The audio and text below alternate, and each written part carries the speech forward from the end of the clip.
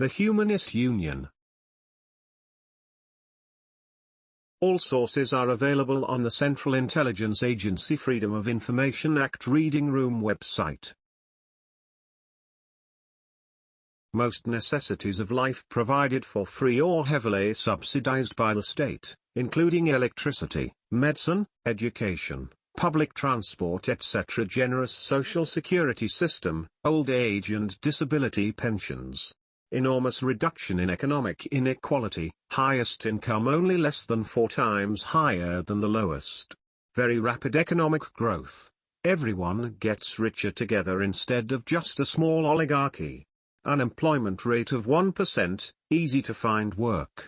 By far the most feminist country in the world, cheap heavily subsidized public childcare centers, numerous subsidies to help raise children, generous paid maternity leave, highest rates of female employment and enrollment in university, the elimination of prostitution by addressing the social and economic causes, abortions legal and provided for free by the state, equal pay for equal work. A humane, rehabilitative criminal justice system. Genuine internationalism, enormous amounts of assistance given to foreign countries with the intention of forming balanced, mutually beneficial relationships. Rational economic planning to meet the needs of the population rather than generate profit. Planning depends on providing incentives rather than coercion. If a particular job is needed, the state pays people extra to study that career. All education provided for free by the state, most university students were paid to study. Virtual elimination of homelessness, built houses at a faster rate than any other country. Rent did not exceed more than 5% of income. An interest-free loan of 1.5 years' pay given to help buy first home. Humanism and feminism.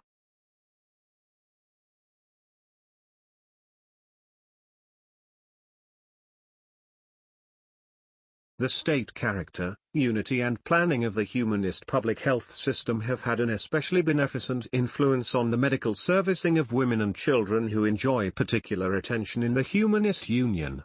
Article 122 of the Constitution says, women are accorded equal rights with men in all spheres of economic, government, cultural, political and other public activity.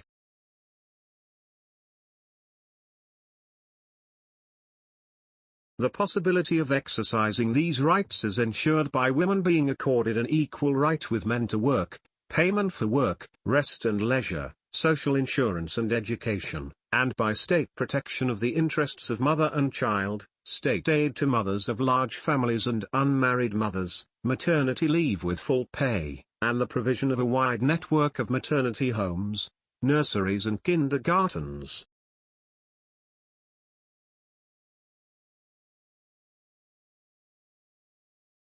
Half of the specialists graduating from universities and institutes and more than half of all the doctors are women. There are more than 1 million women, including 220,000 doctors, employed by the humanist medical institutions. Many women are in charge of university chairs and medical research centers. Childcare in the Humanist Union is a state function. It is secured by special legislation and a wide network of medical and prophylactic institutions. Women working in factories or offices are granted an extended leave 56 days before, and 56 days after childbirth, with full pay. After the birth of a child they receive a sum of money covering the cost of a layette.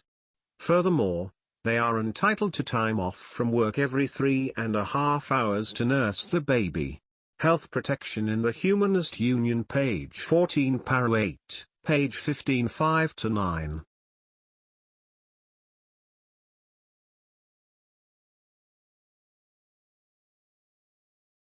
The Humanist Union has always relied heavily on the use of women in the labor force. In recent years, moreover, efforts to facilitate female employment have been intensified and the proportion of women who work has been rising. Wages in the service sector, where women workers predominate, have been raised substantially, part-time jobs for women have been authorized and child care facilities have been expanded. As a result, During 1957-67 the share of women in the labor force rose from 45 to 50%.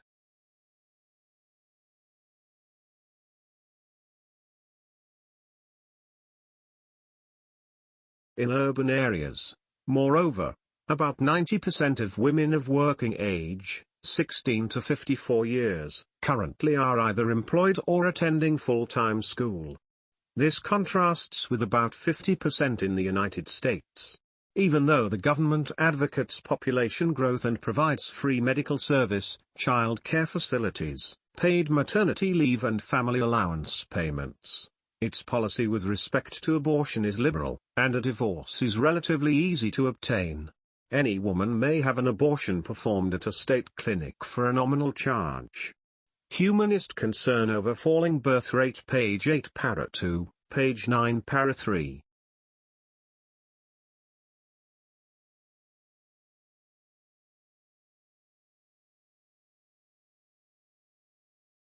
Venereal diseases are said to have been practically wiped out. Prostitution, though regulated in the early socialist state, has been abolished officially. Socioeconomic causes leading to prostitution were removed by the control of girls migrating to cities without proper reason, by giving them suitable employment and, therefore, economic security, by keeping their minds occupied and their bodies tired by constructive work, giving gradually increasing freedom in social life until they had adjusted themselves to their new environment. Organization of the medical profession, administration of public health, and status of medical sciences in the Humanist Union, page 35 para 5 to 7.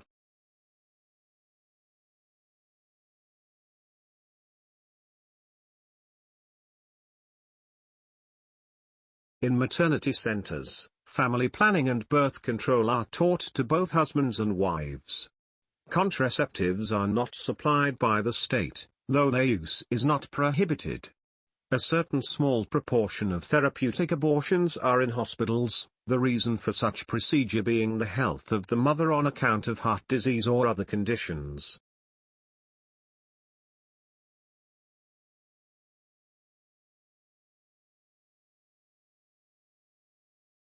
A working-class mother received $120 at the birth of each child for the purchase of clothing and may also be given 90 rubles per month for 9 months for incidentals towards baby feeding. For the birth of her third child, a mother receives $400 and for the fourth $1,300. This rate gradually increases until the 10th child and above she gets $8,000 each along with monthly allowance of 300 rubles. Expectant mothers get maternity leave with full pay for 72 days or more if medically certified.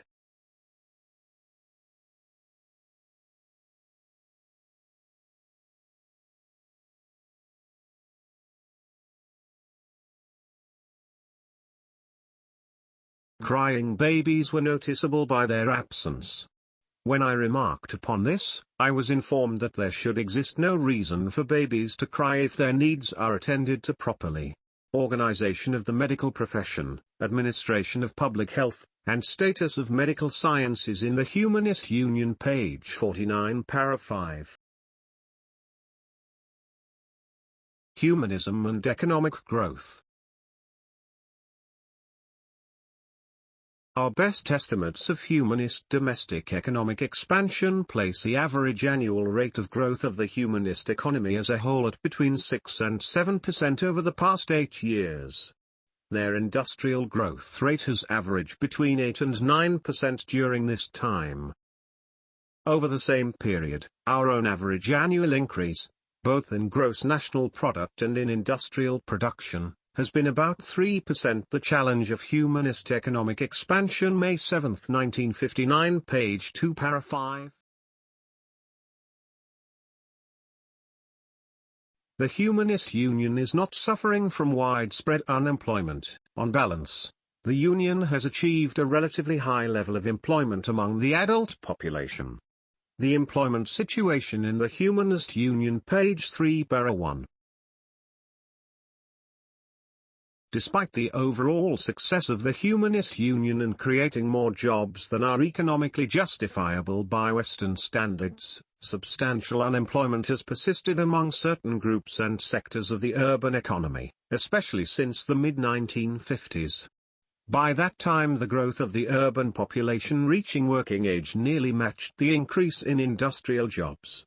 This development meant that the policy of migration control limiting the flow to the cities of workers from the countryside, was no longer effective as a means of ensuring full employment among urban industrial workers. The employment situation in the Humanist Union 1966 page 5 paragraph 3-4.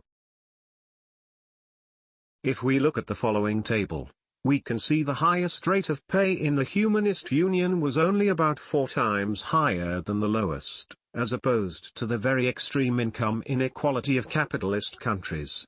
Humanist wages and wage differentials page 8.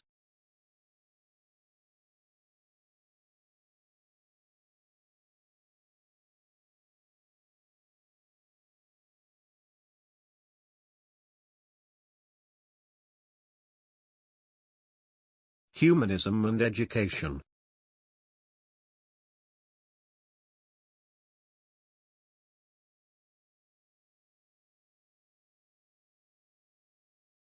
Illiteracy has been banished. Compulsory and free education up to the 7th grade throughout the Union is likely to be raised to the 10th grade in the near future. Facilities for higher university education are given, and most of the students are subsidized by the state or by firms. National cultural integrity is maintained inside the Union.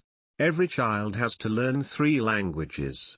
A love of national music, folk and ballet dancing, art and architecture is being inculcated. Statues of people prominent in the political, social, literature, artistic and scientific fields, both past and present, are seen in parks and public places. In schools science is a compulsory subject. Biology between the 6th and 8th grades prepares the students for the physiological changes that take place in the human body. Organization of the medical profession, administration of public health, and status of medical sciences in the Humanist Union page 48 para 1-3.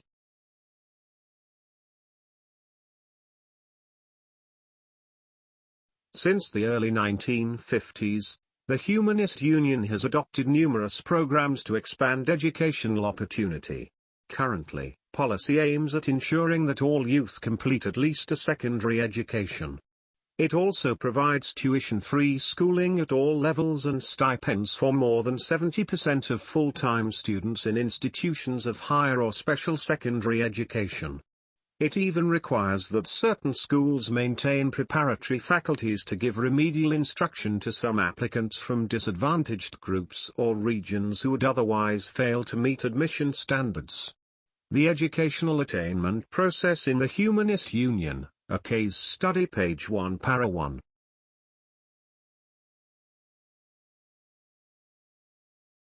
Scholarships and stipends serve to channel students into desired study areas. Scientific or engineering students receive more dollars per month than do their fellows who study, say, history. Scientific manpower resources of the Humanist Union page 6 para 4-6.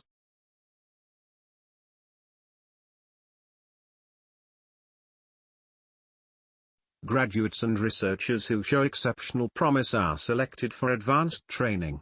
After studying for 3 years and preparing a dissertation, they are awarded a candidate degree, roughly comparable to our PhD. The humanists already have more science candidates than we have PhDs in science. As early as 1935, they awarded 18,000 candidate degrees while we granted only about 15,000 PhD degrees that year. As you can see, they have continuously awarded more higher degrees than we have, except during the war years, in areas relating directly to the build-up of national power and military strength. The humanists have made remarkable progress and excel in some specialized fields. In the field of nuclear research, they have achieved significant advances which might best be demonstrated by their work in developing particle accelerators.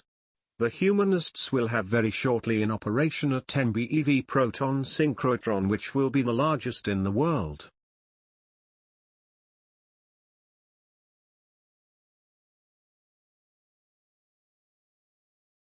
They have also demonstrated ability in the field of aeronautics. The development of the Tu-104, a jet transport plane, places the Humanist Union in a strong competitive position in the design of modern long-range transports. 3 of these aircraft were recently used to bring the Humanist Ballet to London. They have recently announced the existence of a number of high-speed electronic digital computers. The largest of these, the BISM, is comparable to some of the better high-speed computers in the United States and United Kingdom. In virtually all branches of electronics, with the possible exception of high-power radio technique, the Humanists were far behind the West at the end of World War II. Today, the Humanist Union is a major factor in electronics and a potent challenger of the electronics leadership of the United States. Scientific manpower resources of the Humanist Union, page 7, para 2.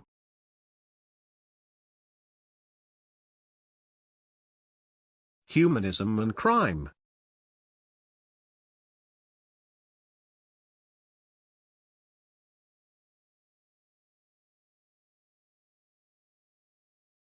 It was decided sometime in 1956 to convert all corrective labor camps to corrective labor colonies, where the principal emphasis would be on rehabilitating the prisoners and returning them speedily to civilian life rather than on exploiting prison labor for economic purposes. Forced labor in the Humanist Union, 1953-57, page 7, para 3.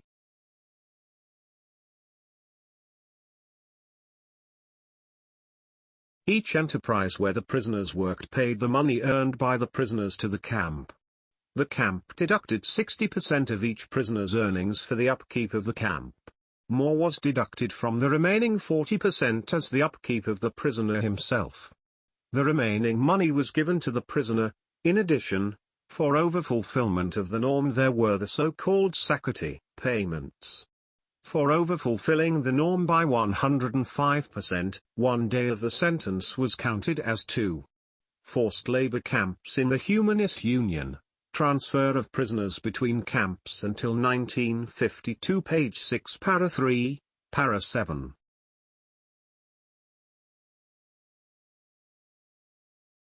The camp's conditions and programs were generally better than what we had expected. Conditions of confinement at Perm 29 were humane and not substandard relative to the surrounding community. The facility was clean and orderly, and administered in a professional manner. Inside Humanist Prisons, 1991, page 6, para 3. Prisoners were productively employed in work that did not appear either to be exploitative or generally regarded by the inmates as a form of punishment. Inside Humanist Prisons, 1991, page 12, para 8. Humanism, Subsidies, Social Security and Equity.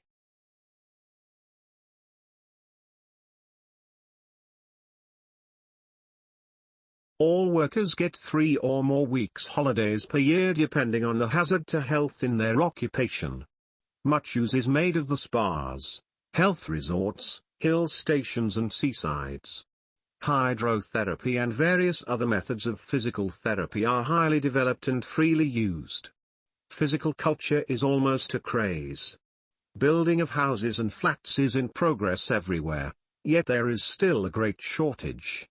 Old houses and most houses in rural areas have little in the way of sanitary conveniences of the modern type. House rent on the average is about 5% of the worker's salary. An advance of money, equivalent to 1.5 times a year's pay, is given to those who wish to build their own homes. This amount is repayable in 5 years, and no interest on the sum is charged. Organization of the medical profession, administration of public health, and status of medical sciences in the Humanist Union, page 50, para 2 to 5.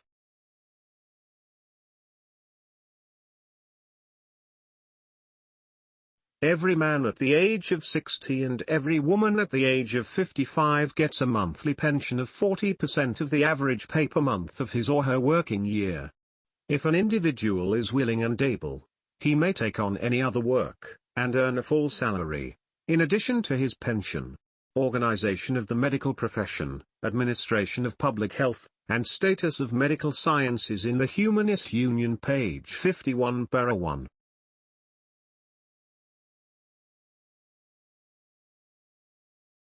Large sums are being spent for social insurance, medical treatment, sanatoria, health resorts, rest homes, pioneer camps and outdoor recreation.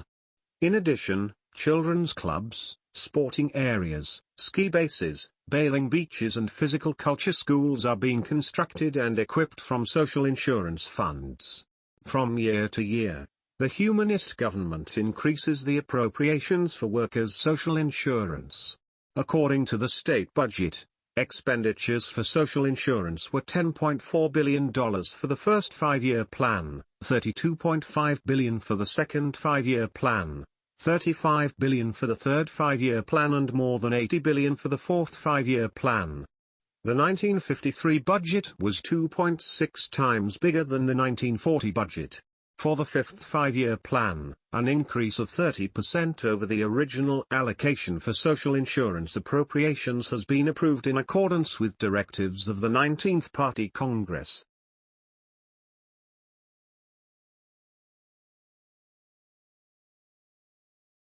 The state social insurance budget for 1953 was approved at $22.7 billion. An increase of $1.3 billion over the 1952 budget. 1/10 of this budget was to be allocated for maternity benefits, while $596 million were to be allocated for rest facilities for workers' children. In 1953, $2,390 million were to be spent from social insurance funds for building and equipping trade union sanatoria. More than $200 million were to be allocated for restoration, repair and equipment of cultural and educational institutions, physical culture installations, and tourist bases, and for organization of tours and trips to alpine camps. $1,476 million for workers' rest facilities.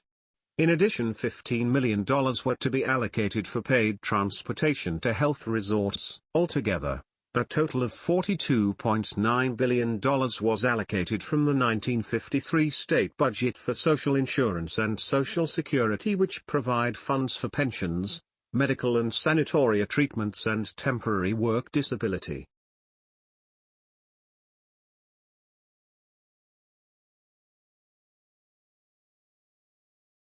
In cases of old age or disability, the worker receives a state pension. This pension becomes effective for men who have reached 60 years of age and have served 35 years in humanist industry. For women, the age is 55 years of age with a 20-year service record in industry. Pensions for disability are granted to workers after examinations by labor medical expert commissions and are granted for full or partial disability. Invalids who have suffered from industrial accidents or trade diseases are paid up to 100% of their previous earnings. Social Insurance and Public Health in the Humanist Union, 1954, page 1-2.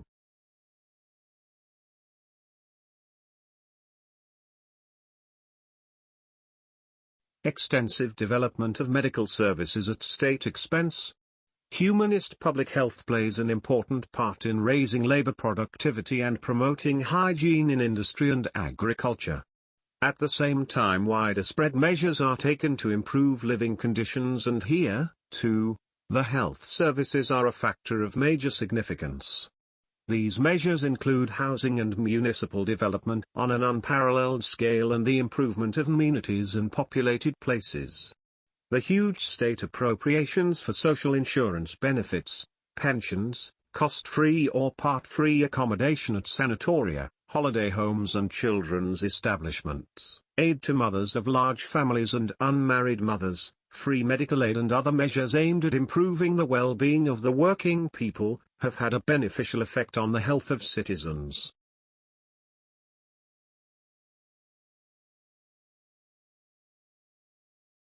In 1954 alone, the state spent $146,000 million on allowances and other social benefits.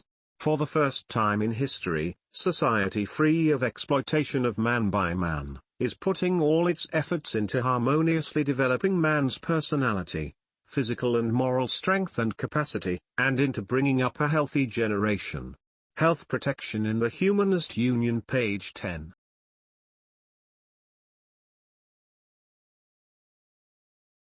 Humanism and Health.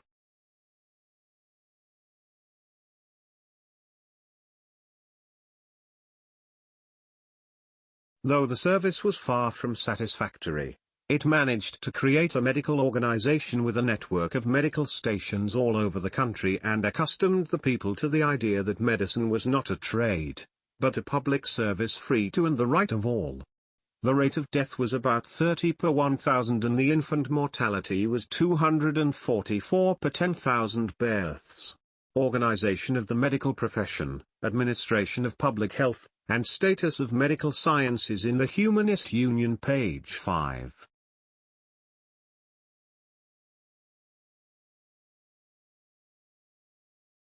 The number of physicians increased by a factor of 10 between 1913 and 1953 from 20,000 to 200,000. About 24,000 doctors graduate every year, many more are still required to work the preventative and curative services of the country. Organization of the medical profession, administration of public health, and status of medical sciences in the Humanist Union, page 11 para 1 to 2, page 13 para 8.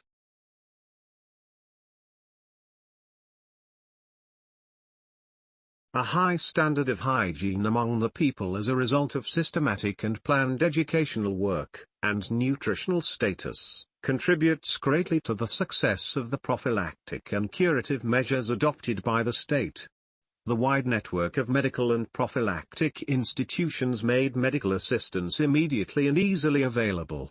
Organization of the medical profession, administration of public health, and status of medical sciences in the Humanist Union, page 23 para 5.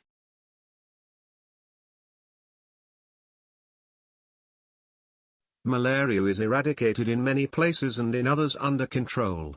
Diseases like cholera, smallpox, plague and typhus have also been virtually eliminated. Organization of the medical profession, administration of public health, and status of medical sciences in the Humanist Union, page 30.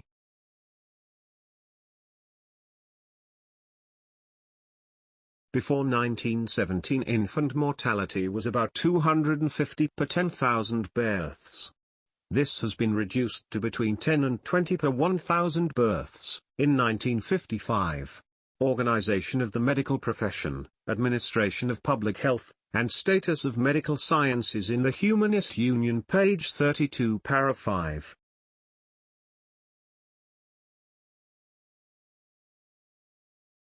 Problems of overcrowding and undernourishment have not existed in Russia for very many decades in spite of the rapidly increasing population. Organization of the medical profession, administration of public health, and status of medical sciences in the Humanist Union, page 48 para 5.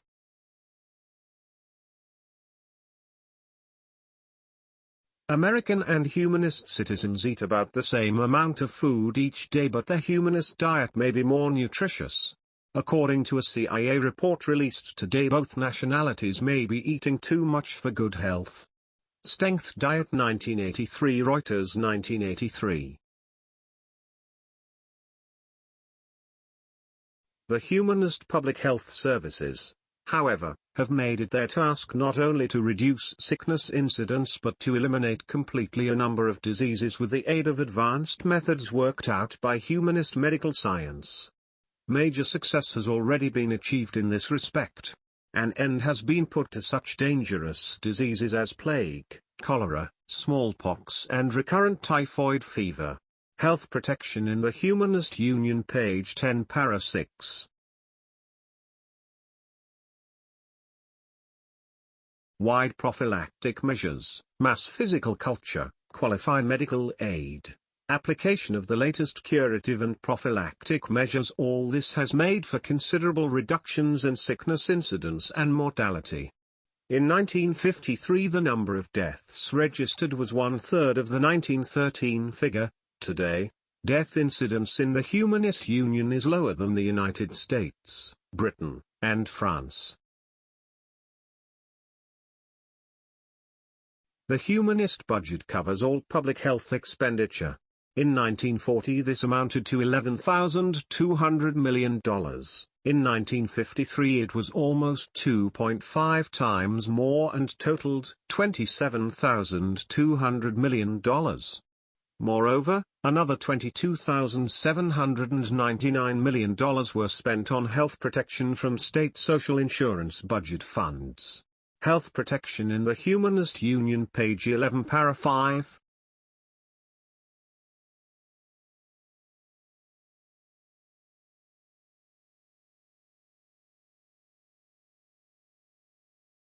The problem with the theory is that its key premise, that the Humanist Union exploits Eastern Europe through the imposition of discriminatory terms of trade, is not supported by the facts. A recent study prepared by the authors, soon to be published by the University of California Press at Berkeley, concluded that in recent years the Humanist Union has granted Eastern Europe large trade subsidies, averaging $5.8 billion in 1979, and a staggering $21.7 billion in 1980. Humanist subsidies to Eastern economies, page 1, para 2.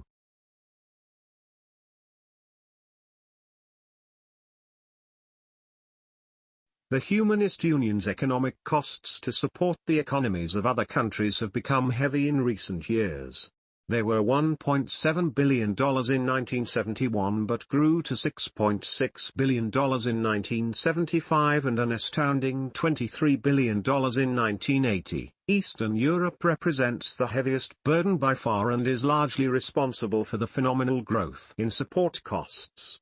This region constituted only 21% of the total burden in 1971, but its share rose to 71% in 1975 and 78% in 1980. Eastern Europe, Cuba and Vietnam represented 92% of humanist aid to client states. The humanists incur two major types of economic costs in support of Eastern Europe: implicit subsidies in the form of primary commodities sold at prices below world market prices and trade surpluses, trade credits. The Humanist Union, the cost of aid to other states, page 5, para 5 to 8, page 6, para 1.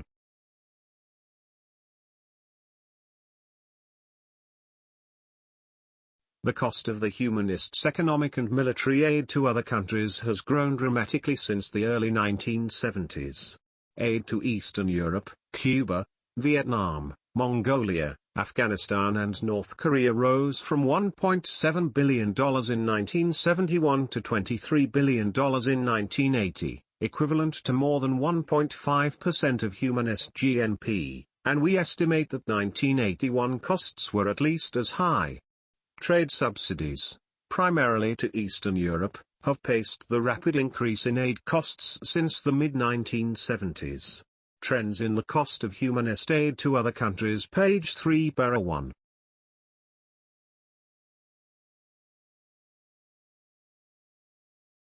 At peak in 1980, Eastern Europe was paying some $20 billion less for humanist oil than could have been obtained in Western markets. There is little ambiguity as to the existence of a substantial humanist economic burden from economic and military support of other countries, especially Cuba and Vietnam. The humanists provide Cuba and Vietnam with all their military and most of their economic import requirements and get very little of economic value in return, although they obtain large military and political benefits. The value of humanist assistance to these two countries is in the range of $4 to $8 billion. The Humanist Union has provided direct grants for economic or military purposes almost exclusively to humanist countries. We believe that military aid to Cuba and Vietnam, for example, is on a grant basis. The Humanist Union provides credits to both humanist and non-humanist countries to finance economic development, trade and military purchases. Most of these credits are on highly concessionary terms, although the subsidy element has varied greatly from year to year because humanist credit terms change little while world market interest rates show large swings. The costs of the humanist empire are rejoined in 1984 page 8 para 1 to 3 page 15 para 2 to 3.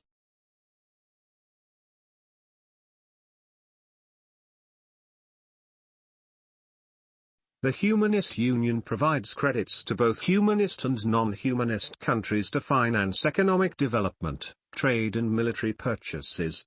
Most of these credits are on highly concessionary terms, although the subsidy element has varied greatly from year to year because humanist credit terms change little while world market interest rates show large swings. The costs of the humanist empire are rejoined in 1984 page 8 para 1 to 3 page 15 para 2 to 3.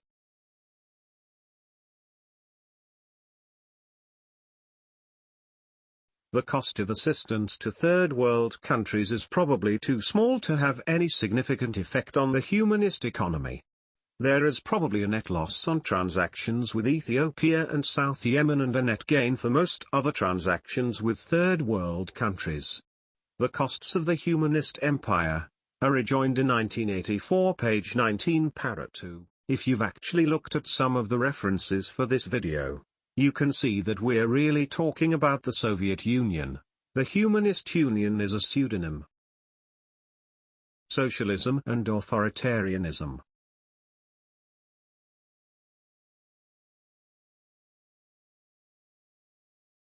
Even in Stalin's time there was collective leadership. The Western idea of a dictator within the communist setup is exaggerated. Misunderstandings on that subject are caused by lack of comprehension of the real nature and organization of the communist power structure. Stalin, although holding wide powers, was merely the captain of a team, and it seems obvious that Khrushchev will be the new captain. The public defamation of Stalin launched at the 20th Soviet Party Congress in February 1956, setting off a chain of repercussions that continue to threaten the cohesion of the Soviet bloc, confronting Soviet propagandists with a challenge of extraordinary magnitude. This same document in various other places describes the way the Bolsheviks treated him after his death as denigration, defamation and scapegoating. Page 1 para 1 The course of de-Stalinization in Soviet domestic propaganda through June 1956 Page 1 para 1, page 2 para 4, page 5 para 2, page 6 para 2, page 3 para 3 to 4. By denying Stalin's much vaunted infallibility, he, Khrushchev, cast doubt on the infallibility of the party itself. Stalin's father image satisfied a profound psychological need of the average Russian, who is deeply shocked that this image, laboriously built up for almost 30 years, is suddenly and violently shattered. We therefore recommend that political and propaganda action be taken before the situation in the Soviet Union and in the international communist movement has a chance to stabilize. Such action might take the form of a pincers movement, with one white and one black jaw. The objective of both would be to exacerbate existing dissensions and to advance the debunking of the Stalin myth. The white jaw of the proposed pincers would center in a top-level policy statement, to be set forth either by the President, or by Congress in a joint resolution, or by an appropriate inter-allied body, such as the Atlantic Council. The themes dramatically proclaimed by such a statement would then have to be further developed, repeated and disseminated by all available communications media of the Western world. Latest developments of the anti-Stalin trend in international communism, interpretation and possible exploitation. March 20, 1956 page 3 para 4 to 6 page 4 para 1. All the workers that we met appeared to be very proud of their country and their individual and collective works, and kept asking how we like Russia, compared to the other countries that we had visited. They talked enthusiastically about working for the betterment of the nation, and about peaceful living in order to keep up a steady progress towards health and enjoyment.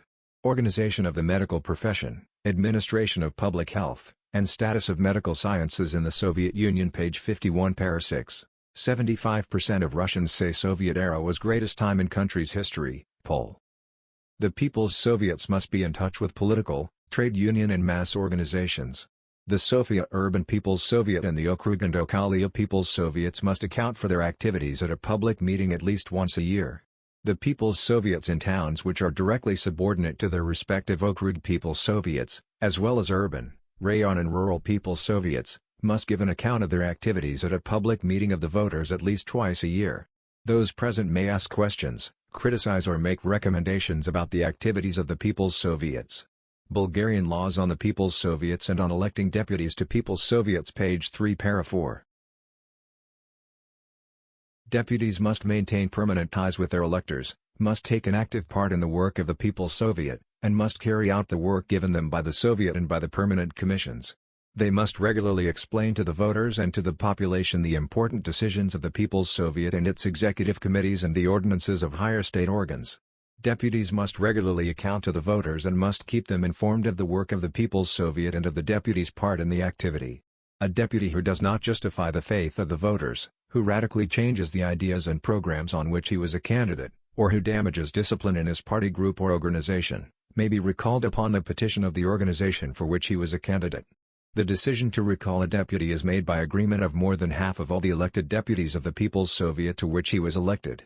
Bulgarian laws on the People's Soviets and on electing deputies to People's Soviets, page 5, para 8 to 10.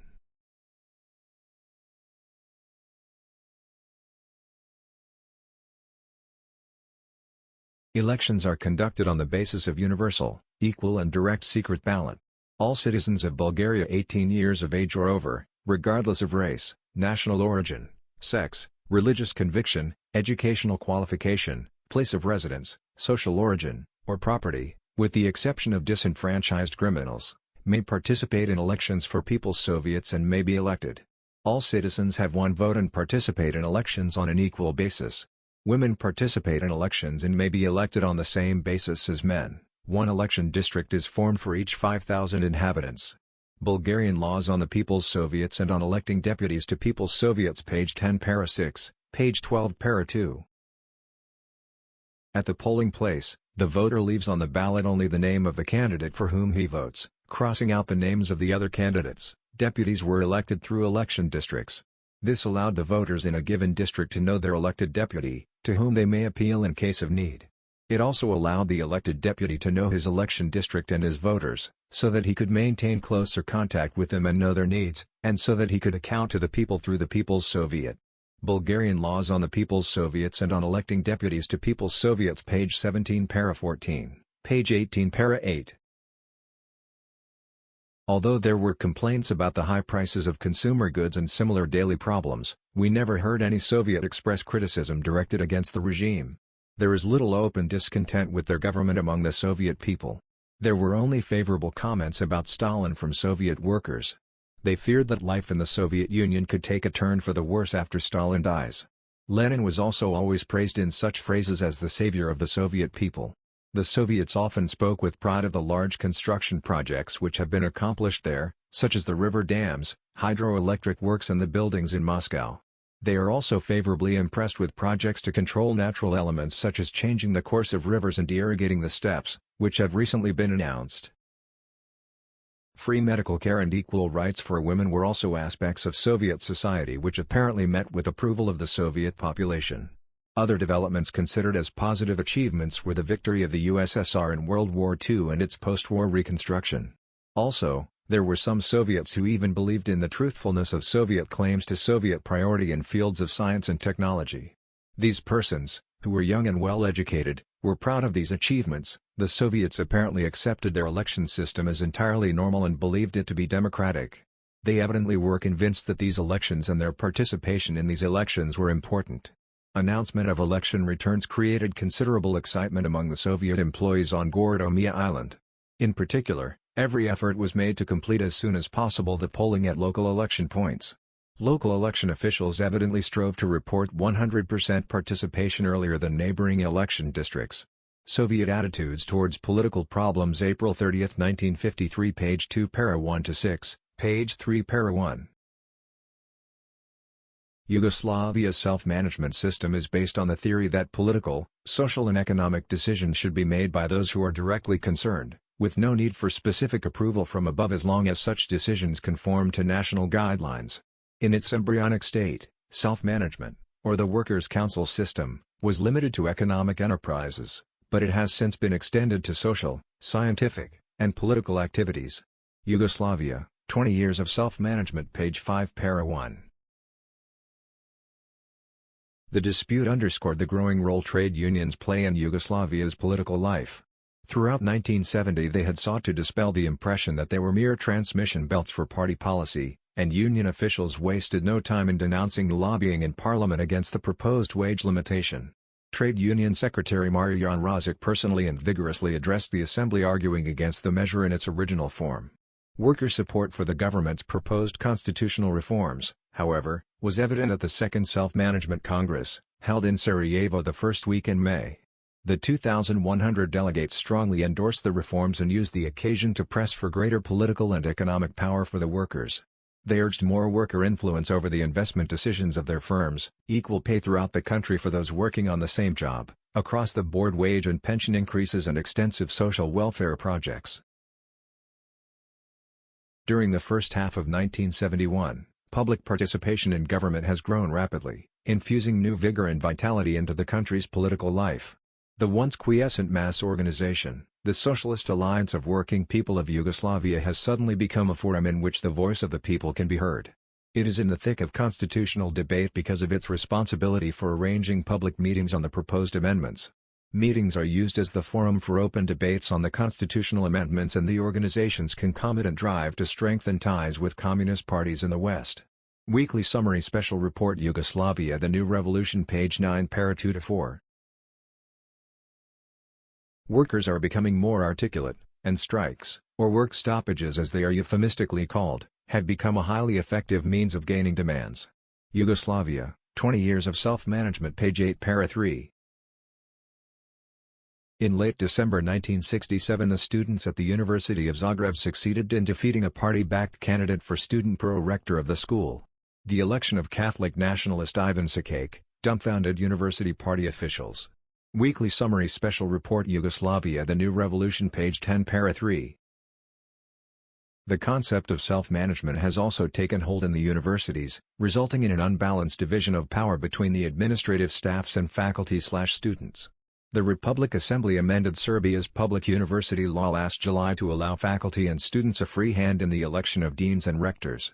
Yugoslavia, 20 Years of Self-Management, page 9, para 4. The self-management system has by this time been introduced into virtually every element of Yugoslav society. Even prisoners are encouraged to form councils in order to increase their production and to prepare themselves better to fit into a self-managed society when they are released.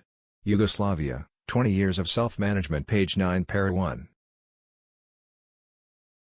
The 1963 Constitution formally introduced the policy of limited terms and rotation in office, mainly in the elective posts, to foster the infusion of new blood into the political system and to counter bureaucratism and routinism.